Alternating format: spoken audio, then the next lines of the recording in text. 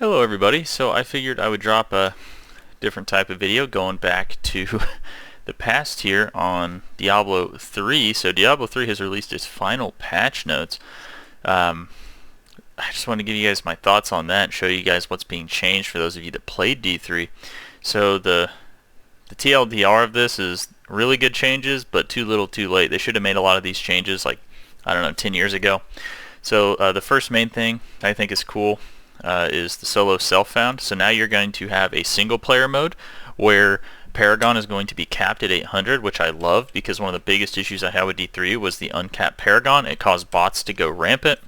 It caused leaderboards to not really be true leaderboards because if somebody has 5,000 Paragon because they're botting, it's a completely different experience than somebody that has like a normal amount of Paragon, like let's say 2,500 or 3,000, right? And that's if you played a lot, right? Like I know I played with people that played like every day, and typically those people would get to around 2,500 to 3,000 Paragon at the end of every single season, whereas bots would be at like 8,000, right? Because they're just going non-stop.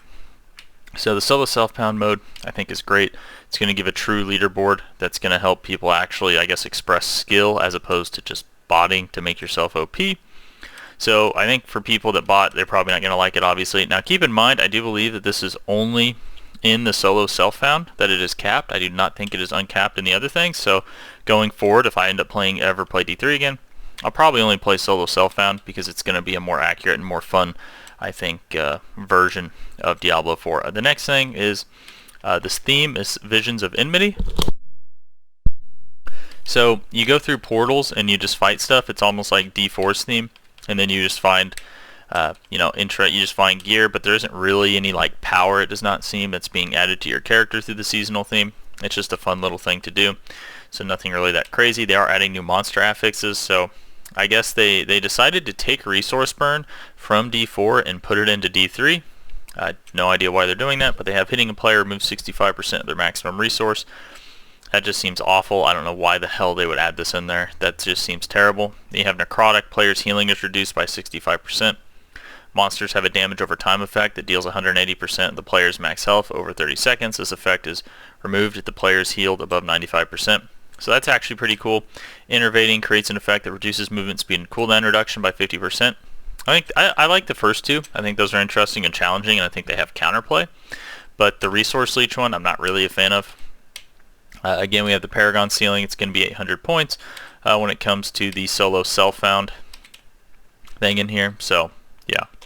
So, because Paragon, it says we understand that Paragon was king in terms of character power. This season, we wanted to shift that power from main stat grinding to gameplay knowledge and gear hunting, which is 100% accurate. That's the way the game has always should have been. That's why, like, these are really, really good changes, but the issue is they're just too late.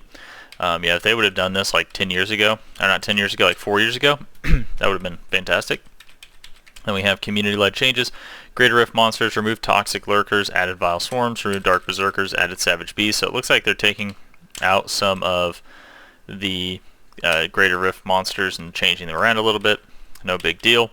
An interesting thing about Necromancer is I'm pretty sure Rats is dead.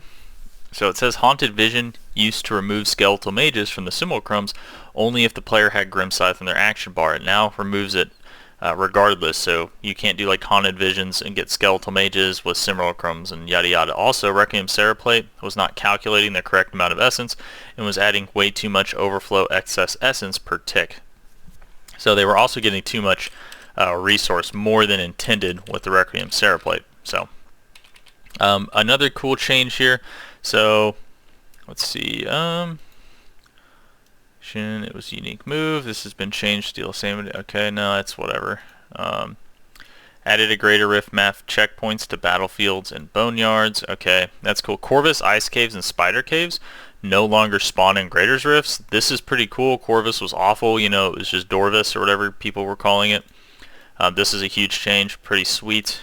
Class balance changes. So from what I hear, because I didn't play during the season, I guess this used to be an ethereal power. They're changing Vigilante Belt for Crusader, and it says while riding your horse, Fist of the Heaven deals increased damage equal to your movement speed, and is automatically called down on a random enemy nearby enemy at an interval based on your attack speed if it is on your action bar. So Crusader seeing some buffs, because I'm pretty certain that this was a huge buff to Crusader when it was out, so that's going to be kind of interesting to see how it goes. Each enemy hit by your Blessed Shield increases damage of your Blessed Shield by 35 to 40% for 6 seconds, stacks up to 100 times. No more individual stacks. This is kind of interesting. This is pretty interesting because it stacks up to 100 times, so I mean 35 to 40%.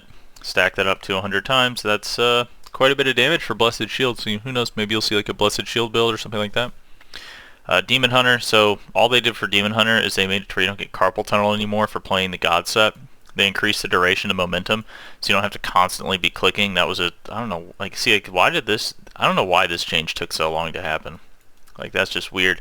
Like, you need to be thinking about the ergonomics of your players when they're playing these builds, and the amount you had to click on that build was absolutely absurd. Witch Doctor. So the Witch Doctor set is pretty interesting because they decided to not buff any of the sets, but, well, sorry, they did buff it, but the one they decided to buff was the Angry Chicken stuff. So they changed Cluck Eye. Angry Chicken turns all of your pets into exploding chickens. Chickens deal 150 to 200% increased damage, and Angry Chicken deals 50% more damage per exploded chicken. So this is going to be interesting because you'll be able to take like gargantuans, and then you're going to take like wolves, and yeah. So, and if it turns your pets into chickens, I'm also curious if all the multipliers for your pets will also go into the chicken, right? So there might be some crazy Angry Chicken build that turns out for the Witch Doctor this season, depending on how things go. Then we have here Angry Chicken explosion damage decreased by 2000% and slain enemies trigger an additional explosion. Angry Chicken lasts 15 seconds and the movement speed as a chicken is increased by an additional 10% by an additional 100% while gaining 75% damage reduction for 5 seconds. So they just gave you 75% DR now, right? Because before it was just increased by an additional 100%. Now you also get 75% DR, so there's going to be a pretty wild Angry Chicken build, I think, going on here. While you're an Angry Chicken, you spawn a chicken every half second that deals 100% of your Angry Chicken explosion damage. So this is just a buff to the damage here. It was 25% before. Now it's 100%. So pretty big damage on the Witch Doctor. I think I'll probably end up getting on it and messing around with the Angry Chicken Witch Doctor and solo self-found, I think, whenever this season launches, because I think it'll be fun just to see what I can do with the Angry Chicken.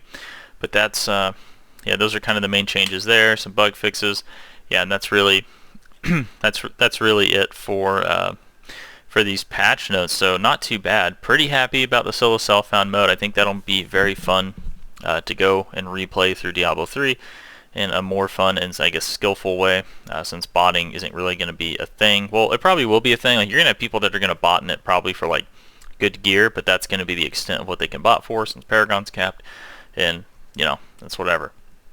So yeah, but anyways, that's going to do it for this video, guys. Like, subscribe if you want to see more, and I'll see you next time. Thanks for watching.